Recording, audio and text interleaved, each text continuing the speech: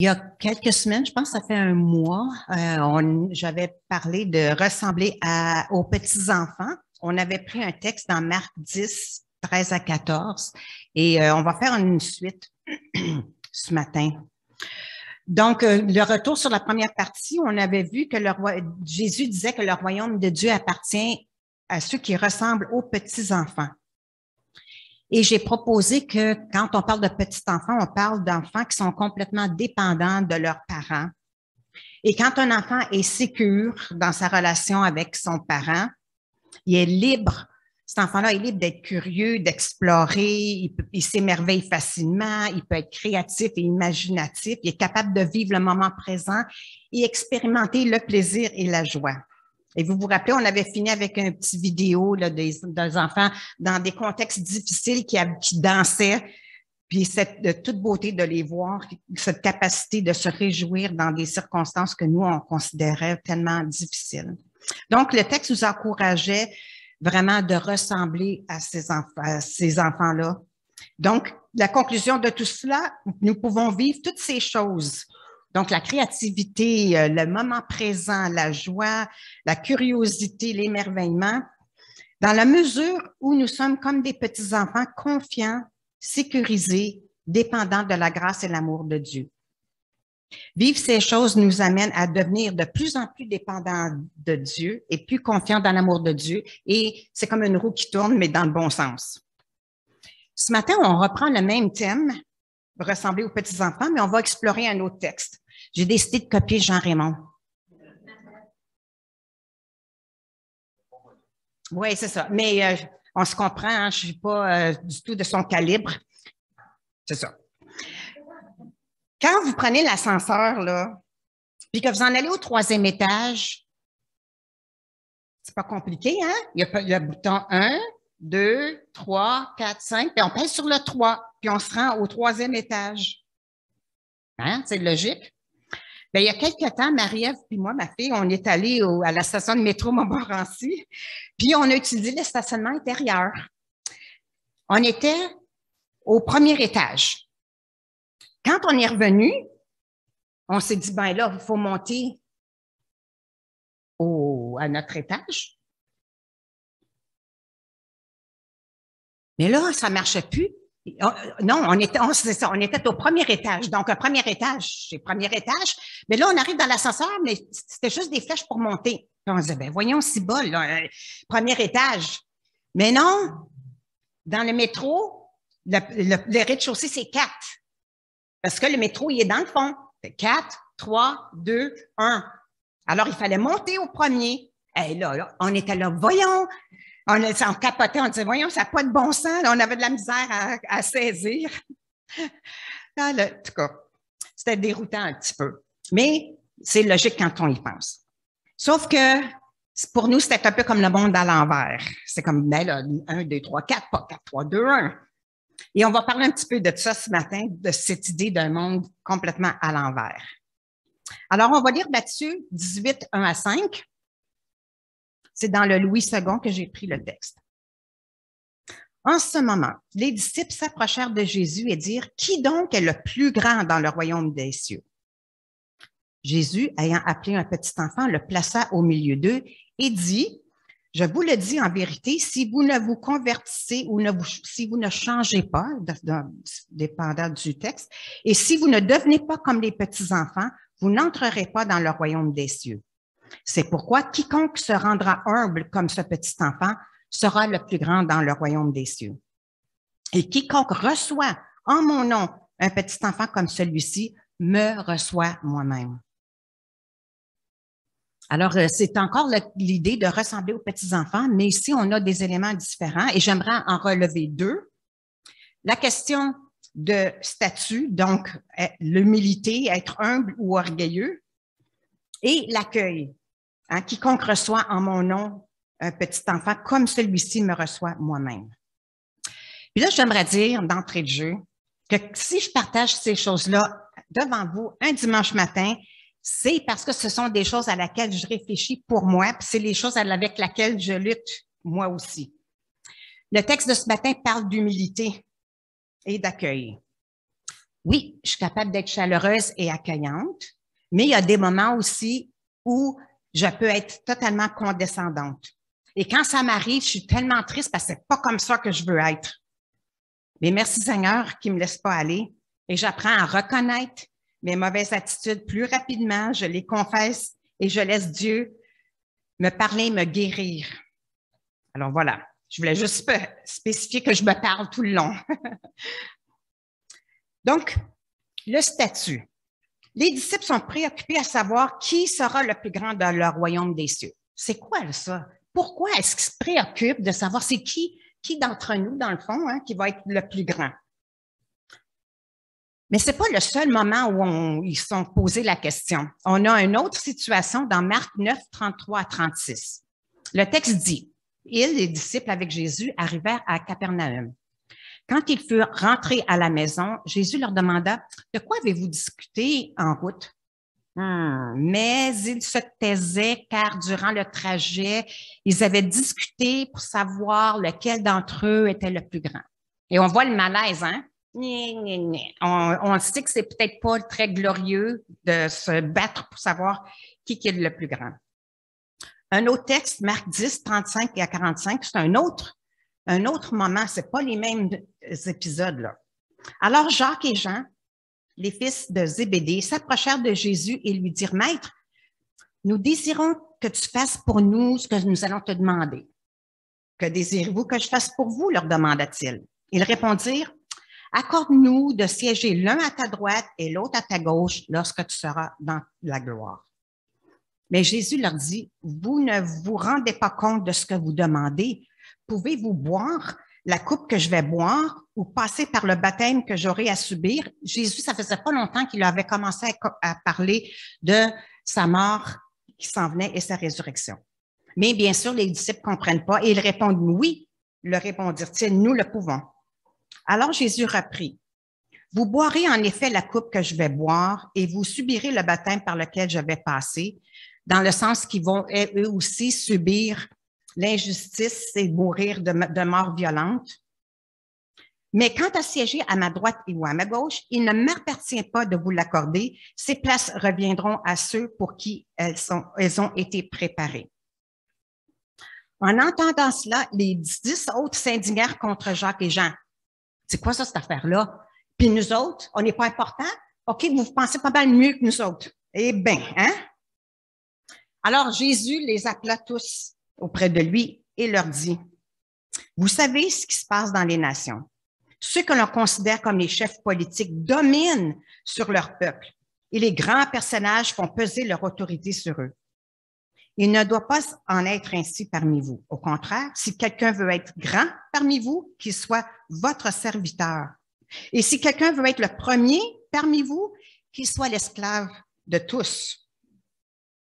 Car le Fils de Dieu n'est pas venu pour se faire servir, mais pour servir et donner sa vie en rançon pour beaucoup. » Alors, on voit le monde à l'envers. Hein? Notre monde, c'est la domination, l'autorité qui pèse sur les autres. Et Jésus dit, oui, on switch de bord. C'est pas 1, 2, 3, 4, c'est 4, 3, 2, 1. Alors, je vous pose la question. Qu'est-ce que les disciples cherchent à obtenir en voulant être le plus grand dans le royaume des cieux? D'après vous autres, c'est quoi qu'ils recherchent? L'importance, la reconnaissance, le pouvoir, le prestige, la gloire, l'admiration, les honneurs. Tout à fait. Mais Jésus leur répond qu'il cherche le statut et tout ce qui vient avec, tout ce que nous avons nommé. Ah oui, c'est ça. Mais ils ne l'obtiendront pas en tentant d'être le plus grand, le plus fort, le plus puissant, le plus intelligent, le plus charismatique. Ça se passe comme ça dans notre monde. Dans le royaume des cieux, c'est le plus petit, c'est d'être comme un enfant qui se rend humble, comme dit le texte. En anglais, il y a une expression qui dit « the upside down kingdom ». Et c'est ça, c'est le royaume qui est reviré bout pour bout.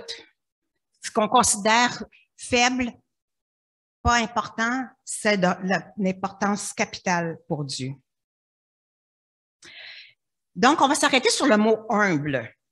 Il y a des définitions dans le Larousse que j'ai ressorti.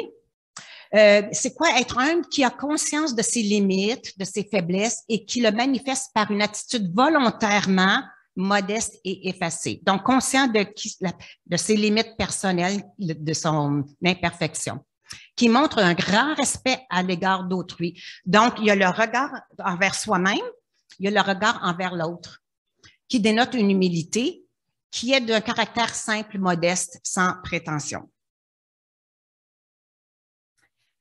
Le Nouveau Testament est plein de textes qui parlent de cette attitude d'humilité.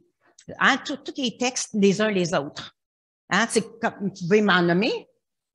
Supportez-vous, dans le sens de ne pas se supporter, dans le sens de s'endurer, là, mais de se soutenir. Aimez-vous les uns les autres. C'est tout. Priez les uns pour les autres. Alors, c'est ça, il y a plein de versets qui parlent des uns des autres. Et là, ça dénote tout au moins une égalité, qu'on est tous dans le même bain. C'est déjà un indice d'humilité. Romains 12, 3 dit, « En vertu de la grâce que Dieu m'a faite, dit l'apôtre Paul, voici ce que je dis à chacun d'entre vous de l'Église à Rome. N'allez pas au-delà de ce à quoi vous devez prétendre.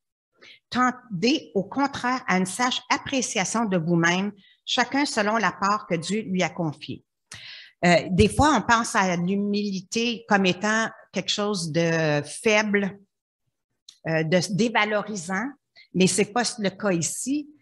On explique que c'est important, on peut avoir une saine appréciation de soi-même parce qu'on reconnaît aussi que c'est Dieu qui nous a donné ce qu'on a, selon la part que Dieu nous a confiée. Philippiens 2, 4 à 8, « Ne faites donc rien par esprit de rivalité, de compétition, ou par un vain désir de vous mettre en avant. Au contraire, par humilité, considérez les autres comme plus importants que vous-même et que chacun regarde non ses propres qualités, mais celles des autres. Tendez à vivre ainsi entre vous, car c'est ce qui convient quand on est uni à Jésus-Christ. » Alors, encore une fois, quand on parle de considérer les autres plus importants, ce n'est pas l'idée de s'écraser puis de se considérer comme rien. Parce qu'on sait, dans le 2 Timothée, on sait que l'Esprit de Dieu nous rend forts, aimants et réfléchis. Fait que si on est fort, si on passe l'autre, on laisse l'autre comme étant plus important que nous, c'est parce qu'on est solide. On est assez fort pour ne pas avoir à se battre pour une place au-delà de ce qu'on est. Paul avertit les croyants d'exercer l'humilité. Et en fait, de suivre le modèle de Jésus, le modèle par excellence. On l'a lu tantôt dans Marc, quand il dit « Car le Fils de l'homme n'est pas venu pour se faire servir, mais pour servir et donner sa vie en rançon pour beaucoup. » Le Dieu de toute éternité, de gloire, est venu en tant qu'homme pour servir sa créature, ce dont il a créé lui-même et a donné sa vie. C'est tout un modèle. Et la Bible utilise souvent les contrastes, orgueilleux avec humble. Et ça aide aussi à faire le contraste, justement, puis à voir l'impact d'un manque, par exemple, d'humilité. Donc, Psaume 138, 6 dit « L'Éternel est élevé, il voit les humbles et il reconnaît de loin les orgueilleux. » J'ai choisi ce verset-là parce qu'on connaît Dieu résiste aux orgueilleux, mais fait grâce aux humbles. Mais moi, j'aimais ce verset-là parce que pour moi, il voit les humbles, il les voit. Il est penché au-dessus, il les regarde, il en prend soin. Mais les orgueilleux, ils sont au loin. Pourquoi? Parce qu'ils se gardent au loin. Ils n'ont pas besoin de Dieu, ils n'ont pas besoin des autres, ils ne le reconnaissent pas. Donc, Dieu, il les voit, mais de loin. Ce n'est pas la même chose. Donc, l'orgueil, être autosuffisant, on ne reconnaît pas son besoin de l'autre, on ne reconnaît pas son besoin de Dieu et ça donne une image de fermeture. On n'est pas ouvert à apprendre, pas ouvert à reconnaître ses torts et laisser Dieu corriger, guérir et libérer. On pense souvent à l'orgueil comme l'arrogance, hein? Quelqu'un qui regarde les autres de haut, qui a beaucoup de prestance, qui tasse les autres. Ça en est une forme, mais il y a aussi une forme beaucoup plus subtile d'orgueil. Ouais, je ne suis pas si pire. je mène une bonne vie. Il y en a des bien pires que moi. Je suis une bonne chrétienne, je fais ce qu'il faut. C'est des choses qu'on ne dirait pas à haute voix. On ne dirait pas parce qu'on dirait, ben oui, j'ai péché, tout le monde a péché, on a tous besoin de Dieu. Ça, c'est vrai. Mais ça n'empêche pas que je pense des choses comme ça, quelquefois dans le secret de mon cœur. Ça me fait penser aussi à un moment donné, il y a un pasteur qui nous avait raconté, là, ça fait longtemps de ça, qui avait suivi un cours de relation d'aide et dans ses devoirs, il devait trouver un problème qu'il avait dans sa vie avec lequel il pourrait travailler comme pour apprendre les habiletés puis les techniques de relation d'aide. Fait que le prof avait dit, trouvez un problème dans votre vie, on va se servir de ça pour travailler, pour faire des échanges. Le pasteur est retourné chez eux et a dit, coudonc, j'en ai pas vraiment de problème. Ouais, tu sais, des petites affaires, mais je n'ai pas vraiment de problème. Puis ça a pris un peu de temps avant que ce qu'il y avait dans le fond de son cœur fasse surface.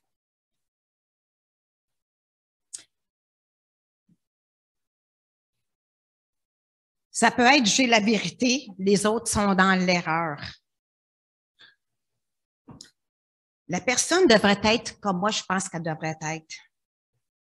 La personne, elle devrait penser comme moi, je pense. Elle devrait faire ce que moi, je pense qu'elle devrait faire, puis elle devrait agir, se comporter comme moi, je pense qu'elle devrait se comporter. L'orgueil peut aussi se manifester par le refus d'entendre l'autre, de considérer ce que l'autre a à nous dire.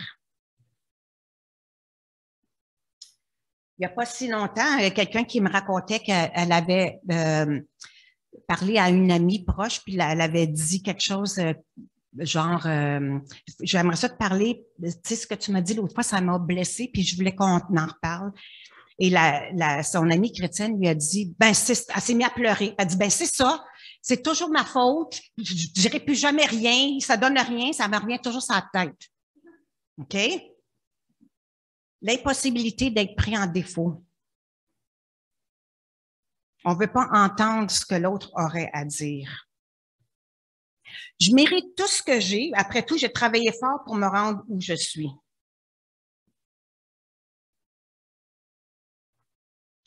Je n'ai pas la bonne page, voilà. Le verset dans Romains parle d'une sage appréciation de soi-même. Je peux être fière du travail que j'ai accompli, le sentiment de satisfaction, de reconnaître les efforts que j'ai faits. Il y a le verset aussi qui dit que l'ouvrier mérite son salaire. Donc, c'est pas la question de ne pas être content, satisfait du travail qu'on a. Mais l'orgueil, c'est de croire que j'ai accompli ça, premièrement, de mes propres efforts. Oui, c'est mes efforts, mais c'est selon la part que Dieu m'a confiée. C'est ça qu'on a lu tantôt. Si j'ai mérité ce que j'ai accompli, qu'est-ce que ça dit de mon regard sur l'autre? Si l'autre n'a pas ce que j'ai, qu'est-ce que je pourrais conclure? Le danger de l'orgueil est de se comparer à l'autre, d'y voir une supériorité par rapport à l'autre. Ça peut générer toutes sortes de préjugés envers les autres. Proverbe 11:2 dit, quand vient l'orgueil, vient aussi le mépris, mais la sagesse est avec les humbles. Donc, le mépris, c'est un mot fort. Et pourtant, la Bible dit que personne ne mérite quoi que ce soit. Jésus est venu sauver le monde, pas seulement certaines personnes. Hein? On sait le verset, car tous ont péché et sont privés de la gloire de Dieu. Et on sait que quand on pense à orgueil, je pense qu'une des premières choses qu'on pense, c'est l'histoire d'Adam et Ève. Hein? Ce récit dans Genèse qui dit que, en fait, Adam et Ève, ils ont refusé de croire qu'ils avaient besoin de Dieu. Ils ont cru qu'ils pouvaient, par eux autres mêmes, vivre leur vie puis faire à leur tête. Puis que Dieu, c'était un à côté. Mais c'est quoi le besoin en arrière de l'orgueil? C'est quoi qui pousse à être orgueilleux ou orgueilleuse? D'après vous autres, c'est quoi le besoin? C'est quoi le besoin qui se cache en arrière de cet orgueil-là? D'après vous autres, qu'est-ce qui vous vient à l'idée? L'estime de soi. Donc, si je suis orgueilleuse, j'ai besoin de monter mon estime. Donc, si j'ai besoin de monter mon estime, c'est que j'ai pas une haute estime de moi. Et c'est ça, j'ai besoin de me booster. L'insécurité, oui. Alors, je ne suis pas sûre de moi. Alors, je fais une façade de quelqu'un qui fonce, quelqu'un qui est au-dessus, qui est plus fort, plus puissant. Oui. C'est une question de contrôle aussi, des fois. Autre chose qui vous vient d'idée?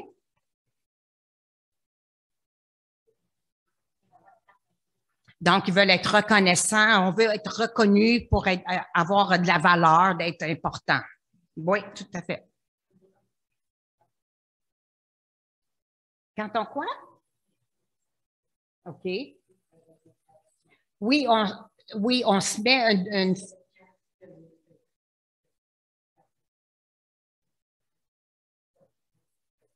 Oui. Comment que lui va percevoir la personne. Hein? Et donc, souvent, on va se mettre on pourrait se mettre une façade de je suis à mon affaire, je suis à la hauteur. Il y a une différence à avoir confiance en soi puis à avoir de l'orgueil. C'est vraiment pas la même chose. D'ailleurs, l'orgueil, c'est ça que ça semble dire. C'est un manque de confiance, en fait. La personne qui a Jésus dans sa vie comme sauveur et sauveur, est-ce qu'elle est valorisée? Est-ce qu'elle est importante?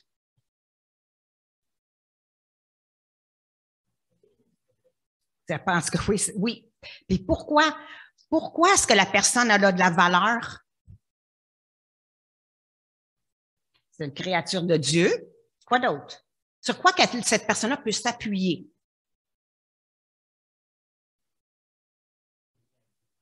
Elle est créée à l'image de Dieu. Si on pense à la bonne nouvelle de l'Évangile, hein? Elle est tellement importante, cette personne-là. Elle a tellement de valeur aux yeux de Dieu qu'il a choisi délibérément de quitter le ciel, de prendre la forme d'un être humain, de venir marcher, on l'a chanté tantôt, hein, sur un sentier de misère. Il est mort, torturé et ressuscité pour donner la vie, pour rétablir sa relation avec Dieu, dans cette personne-là. À cause du sacrifice de Jésus, cette personne est un enfant adopté. Dieu l'a voulu. Elle hérite une place d'honneur avec Jésus dans le monde céleste. C'est tout, on lit tout ça dans la Bible, là, je ne l'invente pas. Elle bénéficie de la présence constante de Jésus. Son esprit habite en cette personne-là. Elle est aimée de manière tout à fait démesurée par Dieu. C'est ça la bonne nouvelle de l'Évangile. Ça va au-delà de oui, j'ai péché, puis oui, Dieu est mort pour moi. C'est de vraiment prendre conscience de l'impact de ce qui s'est passé. On a parlé tantôt de ne pas être à la hauteur, ou pas être à la hauteur, mais de ne pas être capable d'être pris en défaut, de ne pas être capable de se remettre en question. Quelqu'un qui reçoit Jésus comme Seigneur et Sauveur peut être tranquille parce que Jésus, lui, il a subi la honte, il a subi l'humiliation totale pour que jamais plus cette personne-là ou nous-mêmes ne puissions vivre cette honte et cette humiliation. Jésus a pris sa place. Jésus a pris notre place et a porté mon péché, son péché. Et plus on comprend ça, plus on est capable de se remettre en question, puis de permettre que d'autres puissent nous dire des choses parce qu'on a pu apporter la honte, puis on a pu être fermé. On peut prendre le risque d'entendre, le risque d'être vulnérable. Donc, devenir humble. On reconnaît que tout vient de Dieu, qu'on est dépendant de lui. Et la gratitude, la reconnaissance, ça peut certainement nous aider à cultiver l'humilité.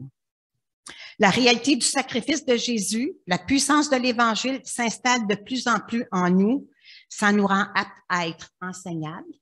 Si je suis ouverte, je suis consciente que Dieu m'aime, que Dieu m'a pardonné, que je n'ai pas à subir la honte, le ridicule ou quoi que ce soit, ou même la punition, je peux être ouverte à être enseignée, recevoir la transformation de gloire en gloire. Et ça me rend plus généreuse et plus accueillante envers l'autre, bien sûr. Dans les temps modernes, on a quelqu'un qui est un bon modèle d'humilité, pas parfaite, mais un bon modèle d'humilité, et c'est Mère Teresa. Et elle a déjà dit ceci: si vous êtes humble, rien ne vous touchera, ni louange, ni honte, car vous savez ce que vous êtes.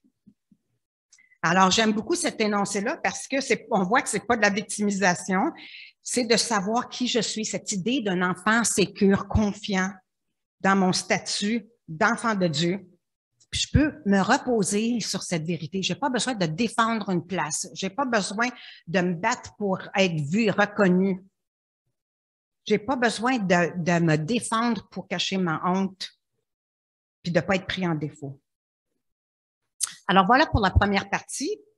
Ensuite, il y a la question de l'accueil. Dans Matthieu 18,5, dans le texte de début, on lit: « Et quiconque reçoit en mon nom un petit enfant comme celui-ci me reçoit moi-même. » C'est quelque chose de penser que Jésus accorde tant d'importance à l'accueil, de recevoir des petits-enfants.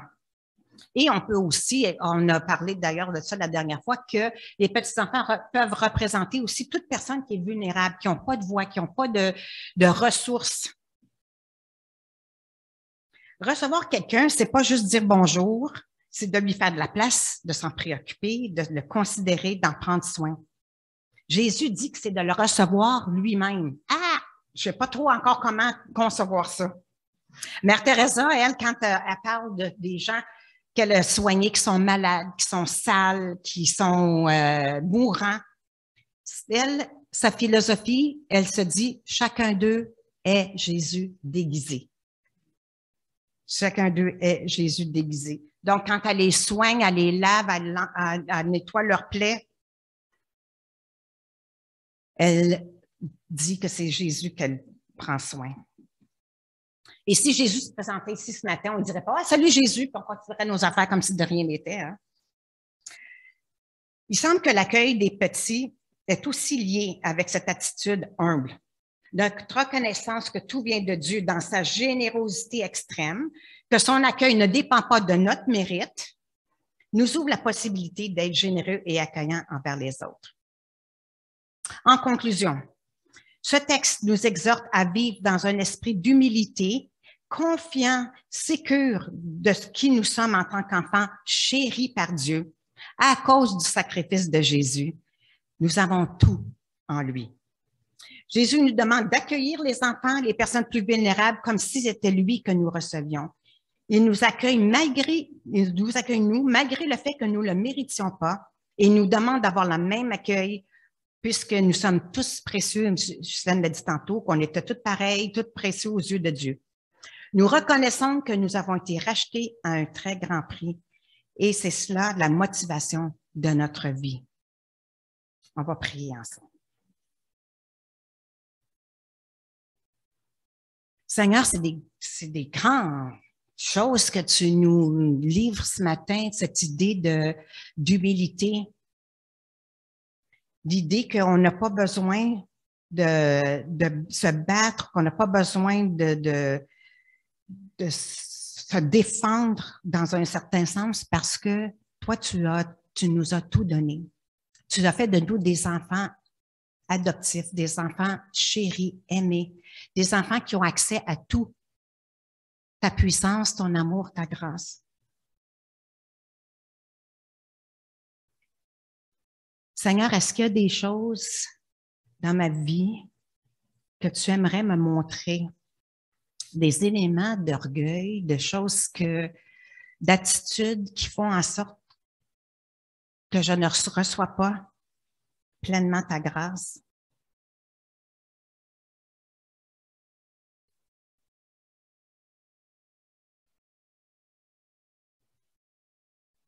Ou Seigneur, peut-être ce matin, tu veux me réconforter de ce sentiment de honte ou de culpabilité et que tu veux me rappeler que je suis un petit enfant et que je peux vivre comme un petit enfant aimé de toi. Tu nous demandes d'accueillir, Seigneur. On veut être capable d'accueillir comme toi, tu nous accueilles, sans préjugés, sans obstacle, avec sagesse, discernement, avec reconnaissance et gratitude. Tout ce que tu nous donnes, c'est pour nous, mais c'est pour partager avec les autres, pas pour garder seulement pour nous-mêmes. Alors, Seigneur, aide-nous à saisir davantage ce que ça veut dire de vivre cette humilité, cette dépendance, cette sécurité qui vient de toi, afin que ça puisse déverser non seulement dans nos cœurs, mais dans le cœur des gens autour. Seigneur, tu connais nos limites, tu sais à quel point on n'est pas capable par nous-mêmes. On veut reconnaître, Seigneur, ce matin, notre dépendance sur toi. Toi, notre Sauveur qui nous a tout donné parce que tu as tout payé et par reconnaissance. C'est dans le beau nom de ce juste homme, dans ce Fils Jésus. Amen.